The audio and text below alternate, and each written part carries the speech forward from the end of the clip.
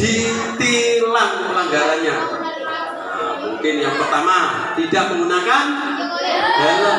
Helmnya harus SNI SMP. SMP kalian ya. SNI yaitu standar nasional mana? Indonesia. Kita kan berada di negara Indonesia. SNI helmnya rapat, ada kacanya kalau bisa, ya kan? Yang itu. Jangan helmnya helm proyek JP dipakai di jalan. Enggak boleh ya. Itu untuk khusus lingkungan dalam, untuk para pekerja pabrik. Kalau JP itu yang biasanya kayak helm proyek kan, kayak capil, kayak topi. Nah, biasanya ada warna kuning, merah, putih. Itu biasanya dipakai di JP, ya. Terus di semen gersik atau di petrokimia dalam perusahaan ya. Tips aman berkendara, jadilah pelopor keselamatan berlalu lintas dan budayakan keselamatan sebagai kebutuhan. Jadi keselamatan adalah sebagai kebutuhan. Tolong senior video pendek. Nah, tolong senior pendamping video pendek aja, paling 1 menit ya. Ini kan acaranya beda, lalu lintas. Oke Pak, lanjutkan. Jadi sebenarnya ini latar belakang edukasi pembelajarannya yaitu ini meningkatnya angka kecelakaan kendaraan bermotor. Jadi kecelakaan terjadi hampir tiap hari, ya tiap hari dan di mana-mana. Nah ini diberikan pelajaran supaya tidak terjadi, tidak menjadi korban kecelakaan. Utamanya yang paling banyak itu pemuda atau pelajar menjadi korban kecelakaan. Baru-baru ini 1 minggu yang lalu di depannya BNI pelajar 2 orang nggak pakai helm, ya kan? Dari utara baru membawa HP ini menggunakan HP-nya lepas. Dia takut HP-nya jatuh, mungkin kelindes, ya kan, rusak, ditangkap. Jadi setirnya dilepas dari akrobat. Karena dilepas otomatis kan sepeda ini lepas kendali kan. Akhirnya nabrak Avanza mobil, sepedanya ringsek sampai penyet, mobilnya juga ringsek yang depan itu. Nah, anaknya untungnya nggak ada dump truck dari belakang. Kalau ada kan bisa ringsek juga anaknya, iya kan? Dan dilintas kan. Tapi patah tulang dari kakinya, patah tulang sini di paha, patah tulang, kemudian yang satunya patah tulang juga di jarinya. Dirawat di rumah sakit Fatma Medika. Kemudian untuk asuransinya dilaporkan di Satuan Lalu Lintas Polres Gresik. Ya, lanjut, masyarakat sudah banyak yang bisa mengendarai kendaraan bermotor. Jadi semuanya ini pasti sudah bisa mengendarai bermotor ya. Pasti bisa anak-anak SMP. Jangan anak SMP, anak SD bisa ya, sepeda motoran semua. Karena apa? Sepeda motor itu murah dan gampang. Hampir setiap orang punya sepeda motor. Di rumah itu mungkin ada orang 5, sepeda motornya 5. Ya. Mungkin yang hanya umur 5 tahun ke bawah saja yang nggak sepeda motor. Yang lain sudah ada, ya, mulai dari sampean, kakak sampean, terus bapak, ibu, ya. Oh, sudah 4, semuanya pakai sepeda masing-masing, ya. Karena sepeda motor itu murah. Setor KTP dengan uang 500.000 sudah dapat sepeda motor, ya. Bisa utang lagi, ada yang bisa utang mungkin di temennya. Jadi murah sekali ya. Terima kasih.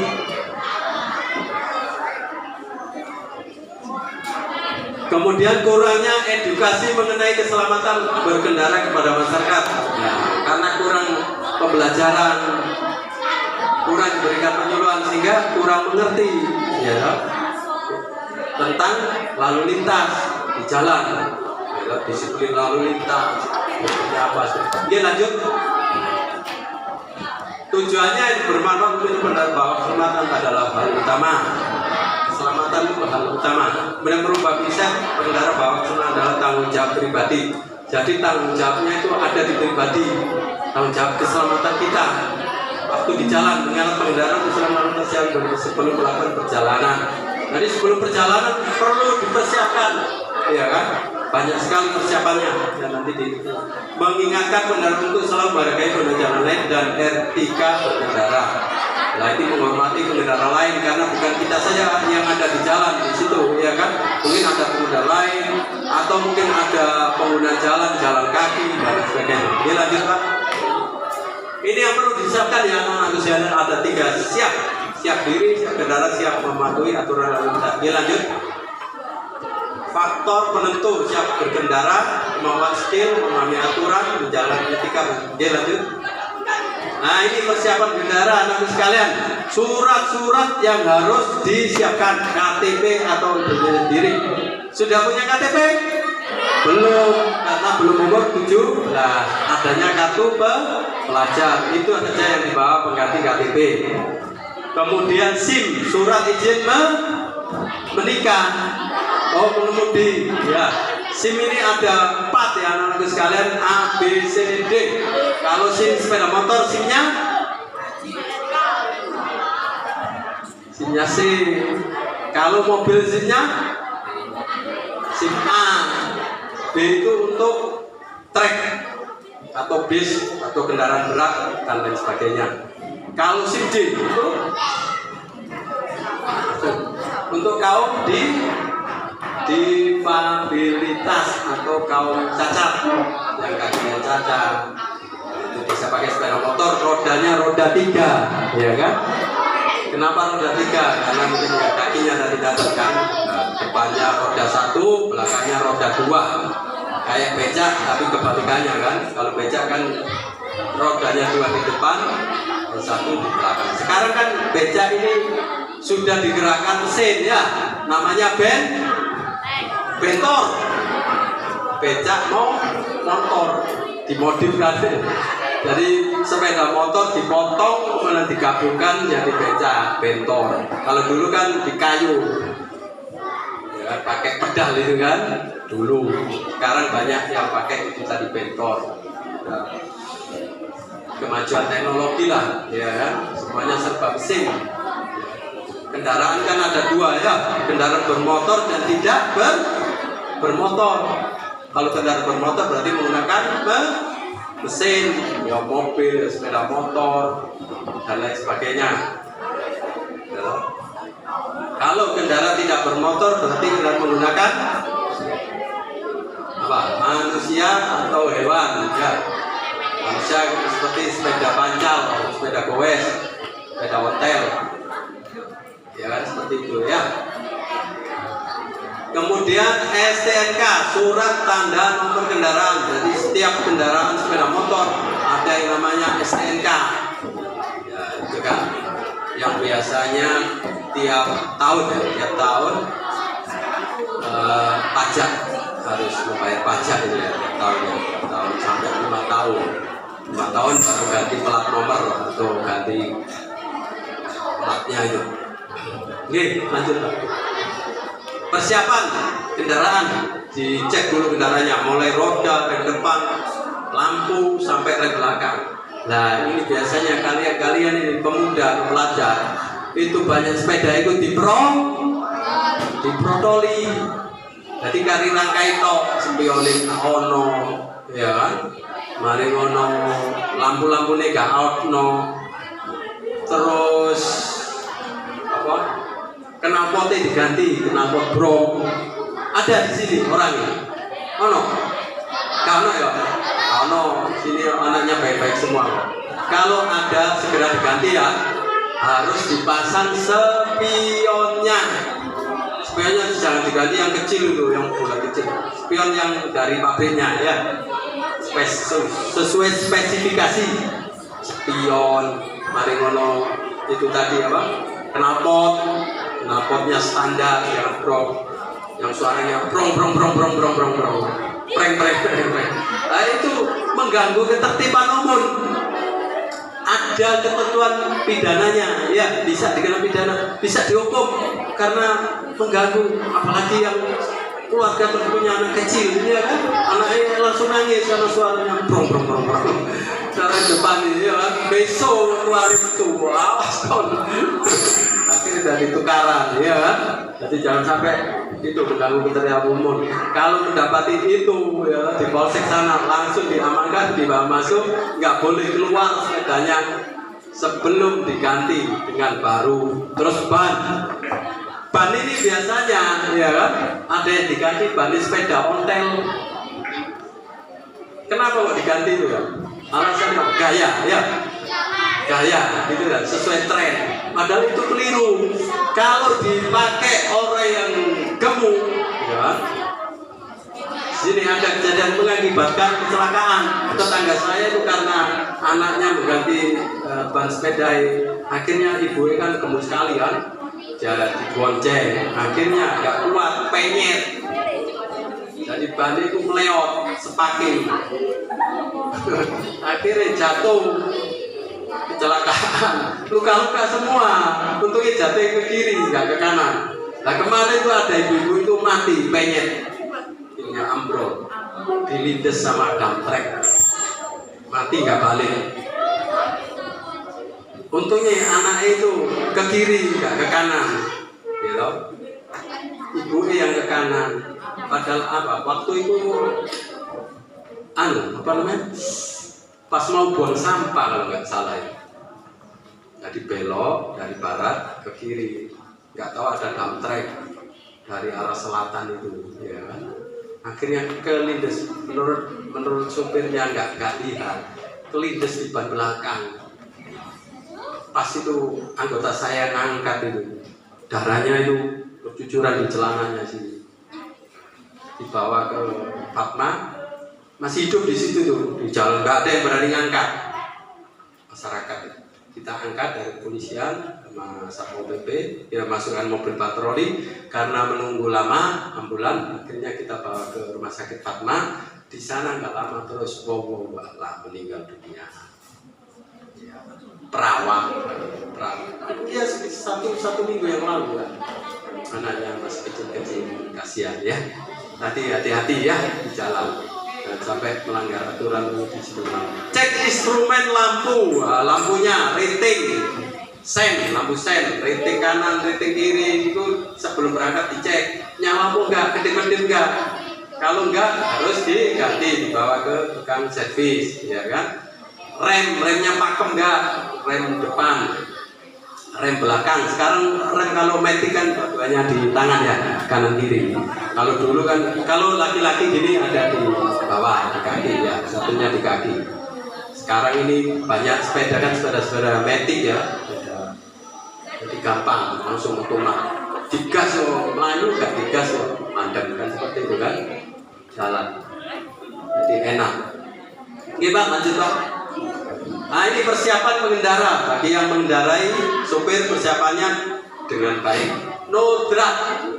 Tadi itu tidak boleh menggunakan narkoba, ya kan? Seragam narkoba.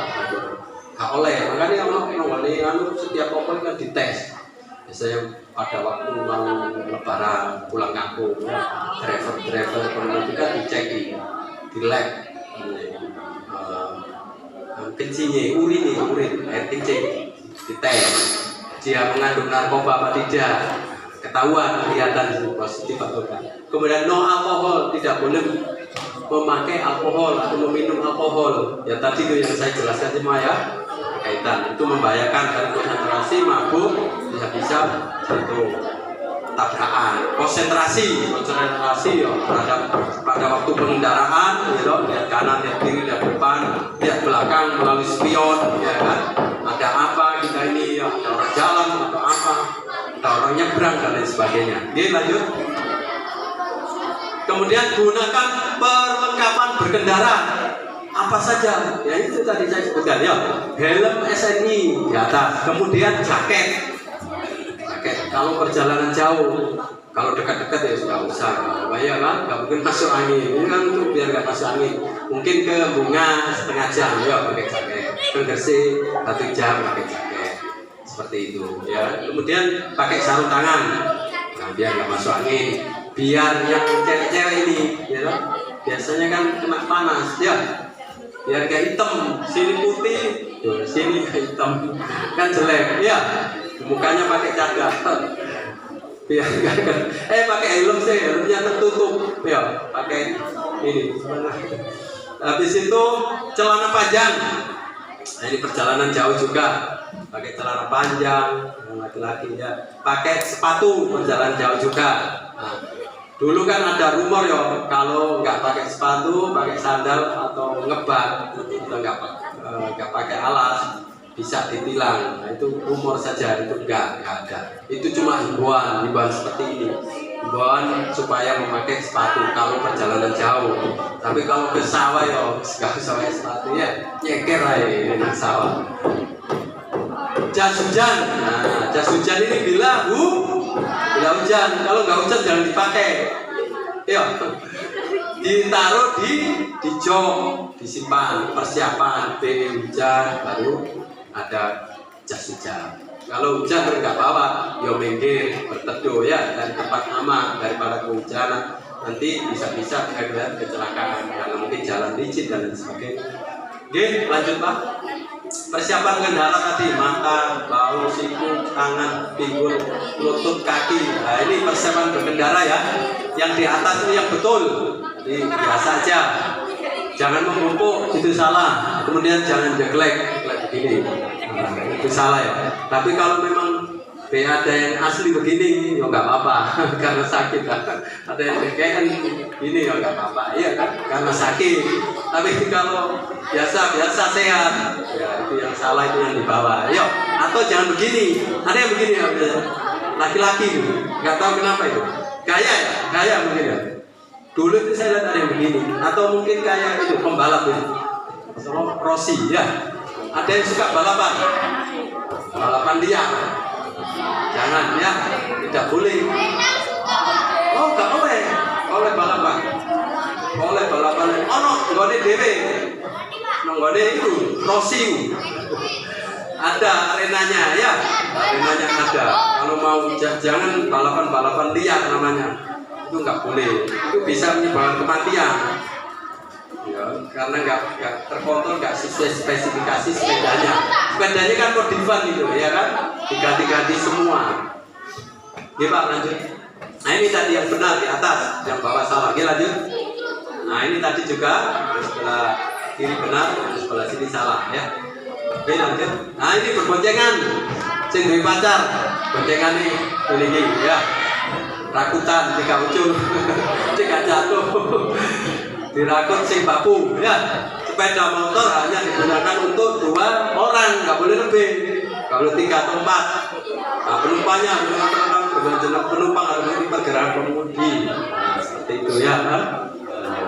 Nah ini pelanggaran lalu yang sering dilakukan ya. Pelanggaran ini apa ya? Melawan arus, tidak pakai helm ya.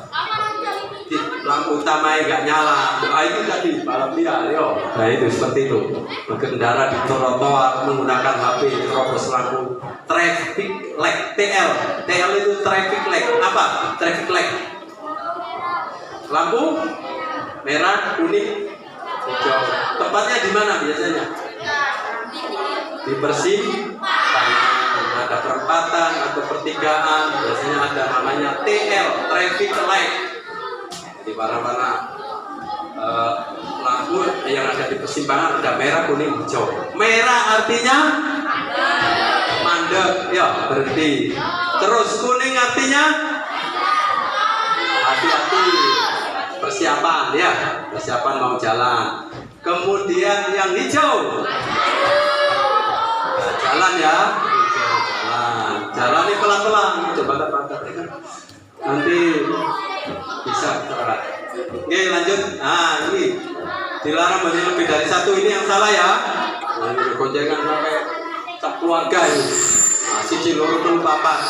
Ono sing sampai 8 barang dikasih kasih keranjang sampai kanan kiri. Nah itu yang betul 2 orang itu ya. Oke lanjut Pak. Nah ini pelaku yang tidak boleh ditiru, Nick Callen. Nah ini bahaya ini ya. Bikin konten di jalan, akhirnya terjadi awas ya 1, 2, 3 tabrakan gara-gara itu bikin konten itu, bikin konten masuk di TikTok, akhirnya mati. Ya rugi siapa?